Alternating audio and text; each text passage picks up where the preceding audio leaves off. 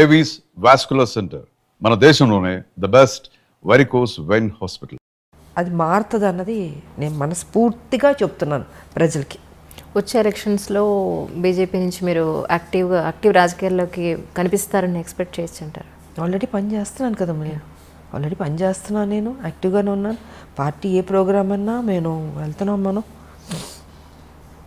నేను ఎప్పుడూ రెడీయే. నేను పని చేసేది నేను 24 hours నాకు అలవాటే కదా. ఉద్యమాలు వచ్చిన మనిషికి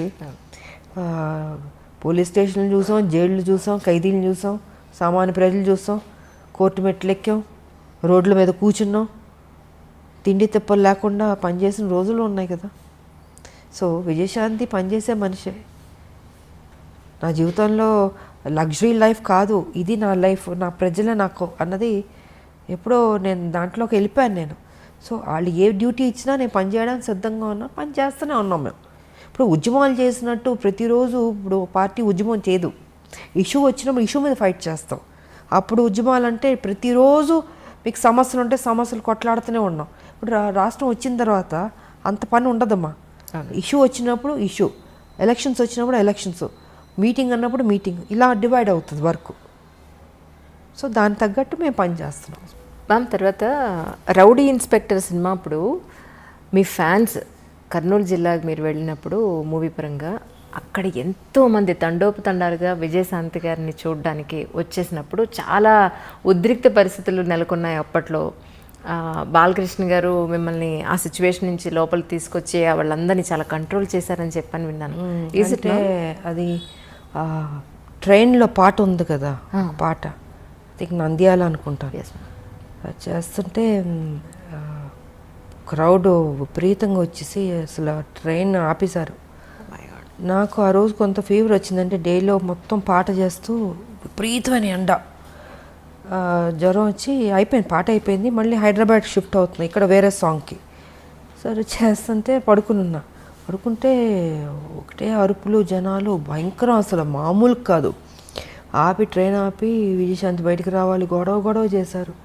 ఇంకా అప్పుడు బాలకృష్ణ తను వెళ్ళి ట్రై చేసి చెప్తున్నాడు, అయినా కూడా లేదు, రావాలంటే నిద్రపోతున్నాను నేను. సో నేను, తారా మాస్టర్ గారు మేమందరం అప్పుడు ఇంకా బయటికి తీసుకొచ్చారు. బావిగ్గా ఉన్న, నీరసంగా ఉంది, ఎండ దెబ్బకి జ్వరం వచ్చి సరే వచ్చి నుంచున్నాను. అంత అరుపులు, కేకలు. ఐ థింక్ 1.5 hours ట్రైన్ అయిపోయింది. కదలనప్పులే, మొత్తం పట్టాల మీదకి వచ్చేసి జనాలు అడ్డంగా అసలు ఇసుకేస్తారు వాళ్ళంత జనాలు వచ్చారు. తర్వాత వాళ్ళు హ్యాపీ ఫీల్ అయ్యి అప్పుడు బయలుదేరి గిద్దాలు పగలగొట్టి అబ్బో బీభత్సం అలా జరిగింది. అప్పుడు రీసెంట్గా చిరంజీవి గారు ఆయనతో పాటు కలిసి వర్క్ చేసిన హీరోయిన్స్ అందరినీ ఇన్వైట్ చేశారు. మేమందరం అనుకున్నాం మీరు ఖచ్చితంగా ఉంటారు అందులో అని, కానీ మీరు అందులో నన్ను ఎప్పుడు ఇన్వైట్ చేసింది లేదు. ఒకటి చేసినా నేను వెదలను నేను, ఎందుకంటే నాకు అలాంటి ఆ పార్టీ ప్రోగ్రామ్స్ అంటే నాకు పెద్ద నచ్చదు. నేను ఫస్ట్ నుంచి షూటింగు, నా ఇల్లు, సినిమాలు చేసేటప్పుడు. సో పాలిటిక్స్ అంటారా, పాలిటిక్స్ అంటే ఉద్యమాలు, నా ఇల్లు. నా ఫంక్షన్కే నేను నేను వెళ్ళడం. నా 100 days ఫంక్షన్ కంటే తప్పదంటే వెళ్తాను. వెళ్ళి ఒక 1/2 hourలో ఉండి వచ్చేస్తాను ఆ షీల్డ్ తీసుకుని. ఎందుకో నాకు చిన్నప్పటి నుంచి ఈ పార్టీస్ కానీ నాకు నచ్చదు. సో వాళ్ళు ఎప్పుడు నన్ను ఇన్వైట్ చేసింది లేదు. ఒకవేళ ఇన్వైట్ చేసినా నేను వెళ్ళను, నేను అవాయిడ్ చేసి ఉండేదాన్ని. నేను తెలుగులో మిమ్మల్ని మొట్టమొదటిసారిగా ఇంట్రడ్యూస్ చేసింది విజయ నిర్మల గారు అనుకోవచ్చా అండి? కానీ విజయ నిర్మల గారు అప్పుడు కాలం చేసినప్పుడు కూడా మీరు చాలా వచ్చి నరేష్ గారు వాళ్ళ ఇంటికి వచ్చి చేసినప్పుడు జరిగింది. సో ఆవిడతో మీకున్న ప్రత్యేక అనుబంధం? కొంతమంది మన జీవితంలో మర్చిపోలేమమ్మా. వాళ్ళు తీసుకున్న కేరు. ఒక తల్లిగా ఆవిడ నన్ను, చిన్నపిల్లని, కృష్ణ గారి పక్కన చాలా యంగ్, ఐ థింక్ 79లోనే వచ్చాను, 80s అనుకుంటా సినిమా, ఫస్ట్ తమిళ్ 80sలో. అంత చిన్నపిల్ల. కృష్ణ గారు అనేవారు, విజయ మరీ చిన్నపిల్లగా ఉంది, నా పక్కన యాక్ట్ చేస్తుంది, ఎలాగ బాగుంది, నా కూతురులా ఉంది అనేవారు.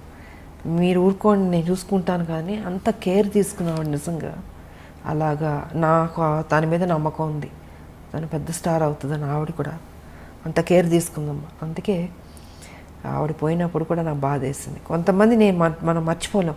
ఆవిడ కానీ, అంకుల్ దాసరి గారు కానీ, టి కృష్ణ గారు కానీ, నా జీవితంలో నా లైఫ్ మారింది వాళ్ళ వల్ల.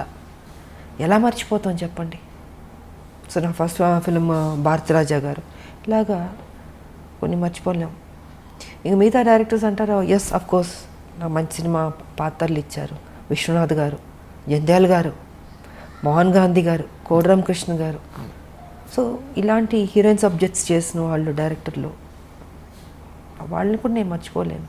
ఆ గౌరవం ఎప్పుడు ఉంటుంది నాకు వాళ్ళ మీద.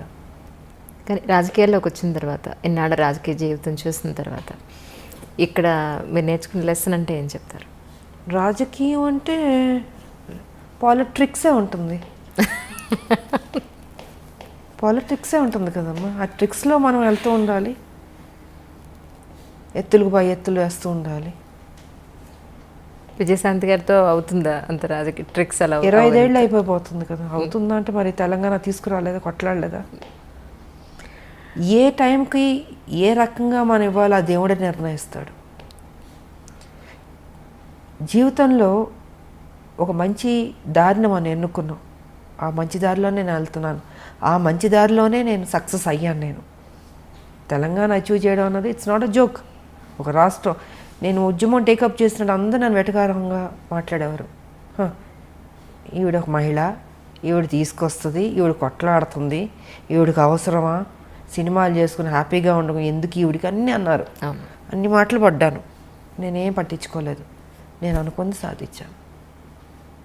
అనుకునేవాళ్ళు అనుకుంటారు.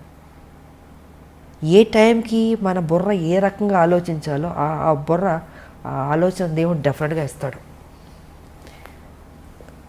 క్రిమినల్గా ఉండే పాలిటిక్స్ చేయక్కర్లేదమ్మా, మంచిగా కూడా పాలిటిక్స్ చేయొచ్చు. ఇప్పుడు కేసీఆర్ బుర్ర అయితే మాకొద్దు, ఎవడో కోరుకోడు. సూర్యకాంతం గారి క్యారెక్టర్ చూసి అమ్మో సూర్యకాంతం గారు అని భయపడేవాళ్ళం, కానీ నిజంగా వాడు చాలా మంచివాడు తెలుసా మీకు. అవును, సినిమా పాత్ర అలాగుంటుంది.